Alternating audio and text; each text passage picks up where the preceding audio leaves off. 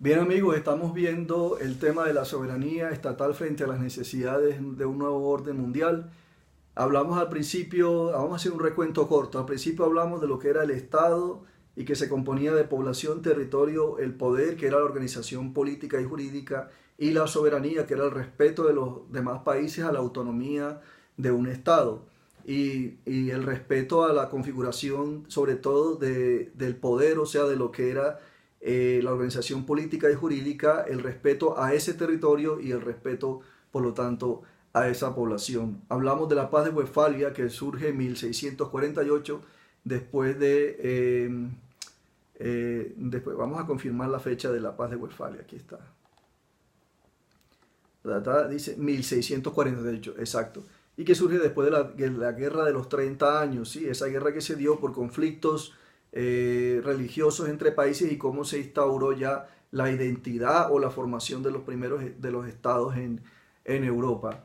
Después empezamos a hablar de que la soberanía va cambiando, de que la soberanía se instituyó por unos propósitos del contexto de ese momento, pero al igual que el derecho, como el derecho va cambiando según el tiempo y la región, la soberanía también, la soberanía hace parte, de alguna manera está muy relacionada con el derecho, sobre todo internacional. Ella también va cambiando de acuerdo a cómo cambie la configuración social, política y etcétera de cada país. Entonces dijimos que va avanzando, de que había unos intereses que al principio eran principalmente de guerra y después ya hay unos intereses más humanos, más de conciencia global y que eso se ha favorecido por el desarrollo de las tecnologías, ¿sí? Y entonces digamos que la gente cuando no la ven no siente vergüenza y hacen ciertas cosas, pero cuando el mundo entero observa, de alguna manera hay un sentido más de vergüenza, hay un sentido más como de corrección, ¿sí? Cuando todo se hace visible para los demás. Empieza a predominar el sentido común. Entonces vamos para el tercer punto.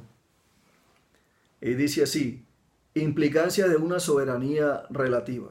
Es decir, ¿por qué hablamos de soberanía relativa? Porque ya la soberanía no es absoluta. No puede la persona, no pueden los estados, no pueden los gobernantes gobernar de manera independiente de lo que estén haciendo, de la opinión de los demás países. Ya la soberanía es relativa porque tienen que tomar en cuenta algunos hechos ya globalizados como lo son la ecología o el respeto a los derechos humanos fundamentales. Por muchos años, dice, cuando se ha hecho referencia al término de soberanía en el contexto de las relaciones internacionales, la idea implícita ha sido que las partes tienen una autoridad final y absoluta que desconoce al todo, o sea, a los demás. Sin embargo, el concepto de soberanía, tradicional y comúnmente entendido, es una apariencia engañosa y una ilusión que los nuevos estados reconocerán pronto como tal, como una ilusión. Cuando encuentren que ella no puede llenar ninguno de los propósitos esenciales por los que dichos estados valoran su libertad o independencia. Es decir, si la soberanía fuera absoluta, contradeciría los propósitos por el cual existe el Estado, que es el bienestar de la gente.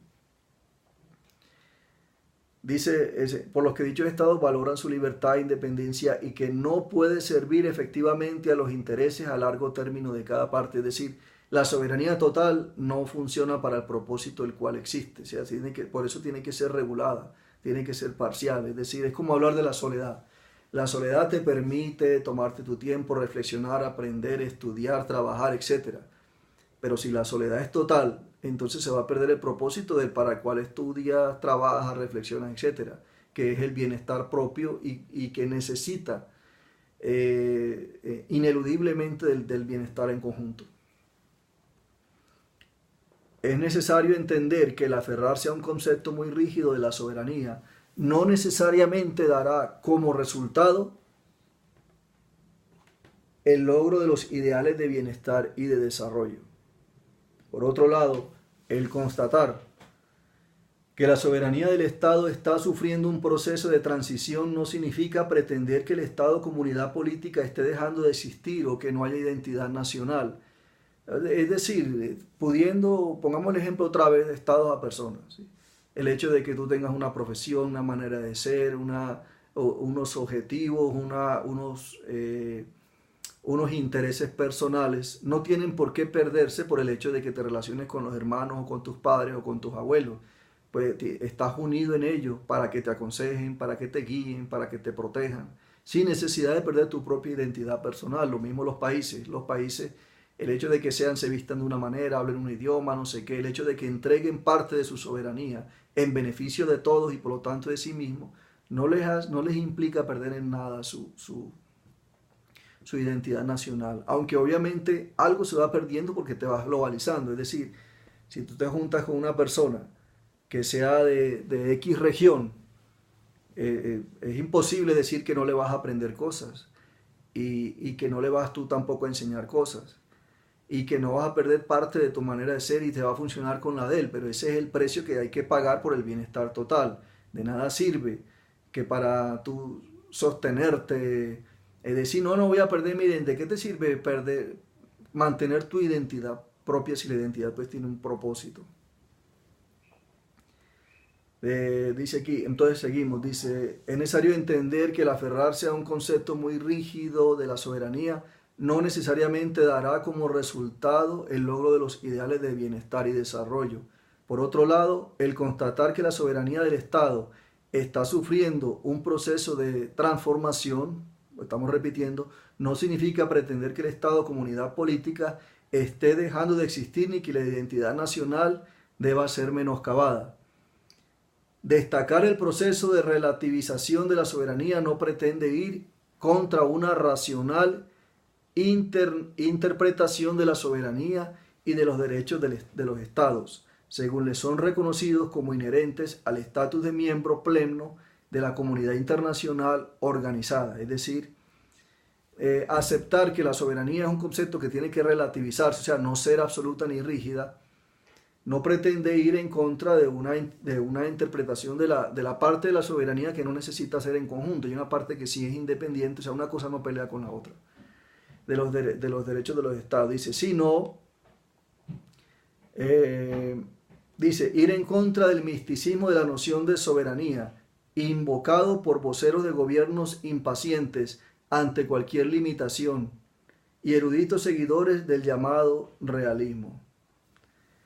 Puesto que ese es como un paréntesis, entonces leíamos y decía, según le son reconocidos como inherentes al estatus de miembro y pleno de la comunidad internacional organizada, o sea, no se pretende menoscabar la identidad, puesto que la concertación de voluntades para afrontar los problemas que suponen una amenaza global o que afectan a varias naciones traspasando sus fronteras, no debería trastocar el deber y derecho de cada Estado de defender firmemente el principio de la no intervención, ¿sí? en aspectos que no toquen lo que ya en consenso mundial se haya aprobado como que es el bienestar total y que sí tienen que estar unidos todos los países. Hay una parte que se conserva, digamos, autónoma, que no se necesita que sea, o sea, que es de libre escogencia de los países. No debiera trastocar el deber y el derecho de cada Estado de defender firmemente el principio de no intervención en sus asuntos internos. Igualmente, este principio no tiene por qué entrar en confrontación con la necesidad de conciliar los intereses nacionales con los globales. Es decir, los intereses globales, los derechos globales no pelean con los derechos particulares. Así como, volvemos al ejemplo de una casa, el hecho de que tú tomes decisiones personales no implica que haya unas decisiones que se tomen en familia.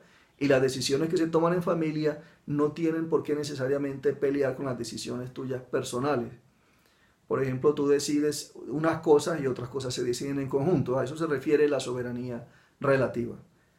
Entender el proceso de la relativización de la soberanía estatal implica también avanzar hacia una dinámica internacional que se desarrolle sobre la base de una mayor comprensión por parte de los estados respecto de sus responsabilidades recíprocas. Finalmente transforman la pretendida autoridad final y absoluta de las partes en un imperativo de mutua cooperación en beneficio del conjunto. Es decir, en búsqueda del bienestar general se renuncia a la autonomía en parte, siendo mucho mayor el beneficio que lo que estoy renunciando.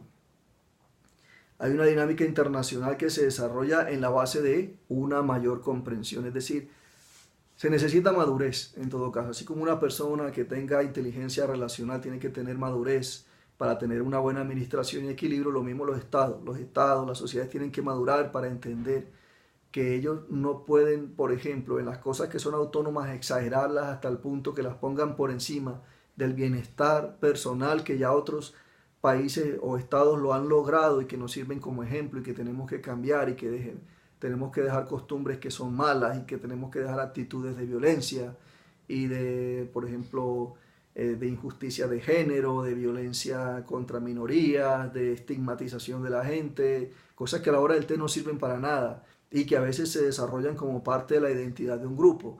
Pero ese tipo de desarrollo que es perjudicial, el grupo o la persona tiene que desprenderse de eso, tiene que educarse, tiene que aprender, tiene que vivir y tiene que experimentar y por lo tanto tiene que madurar y tiene que cambiar y tiene que adaptarse. Creemos que la transición que viene experimentando el atributo de la soberanía estatal la conduce a cobrar un nuevo significado. Sin embargo, tal fenómeno de transformación no ha terminado aún, sino que está en proceso. Es por ello que los elementos de la realidad actual aún no permiten que nos arriesguemos a considerar que la consolidación de la nueva concepción funcional de la soberanía sea irreversible. Es decir, los logros que hemos alcanzado hay que cuidarlos, porque no quiere decir que los sigamos logrando o que que permanezcan, sino que los podemos perder si no se entiende a nivel global que hay que proteger esos logros.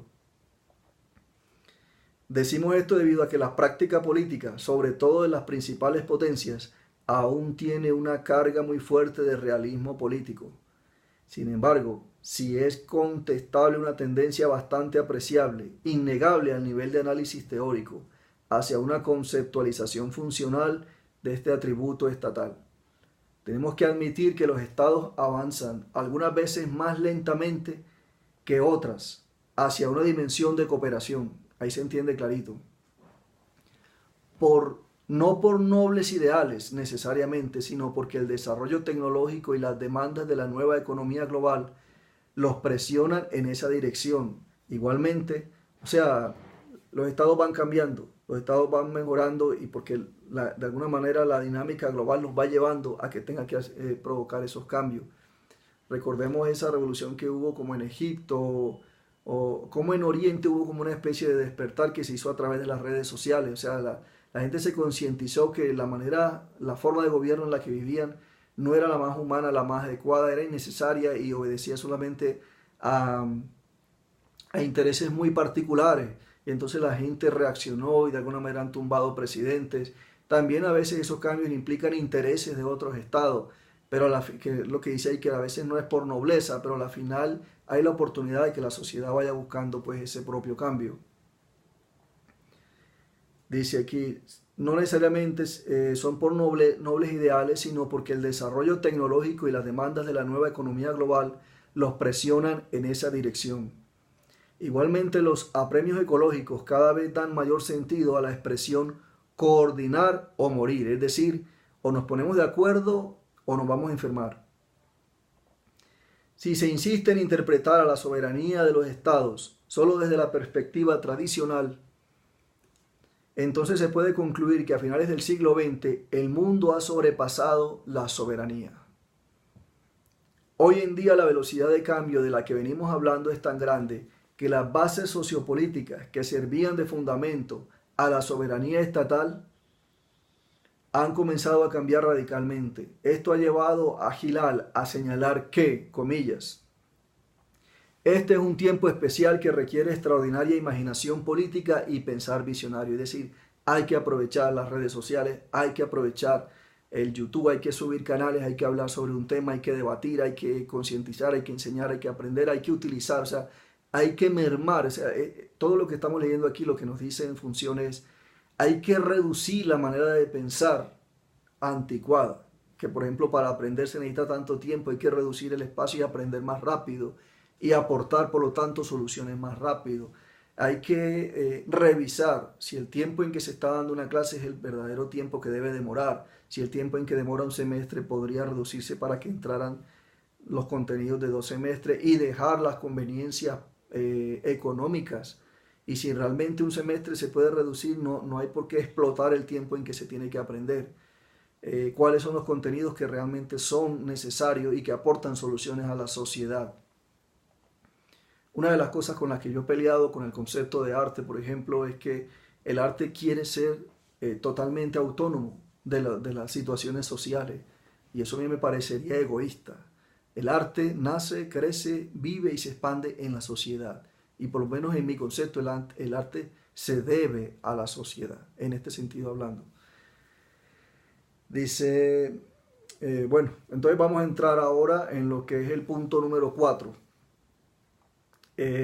Vamos avanzando, cualquier duda me la ponen en los comentarios para que vamos a debatir sobre eso o a aprender a hablar o a reforzarnos unos con otros o a enseñar si es que algo no se ha entendido.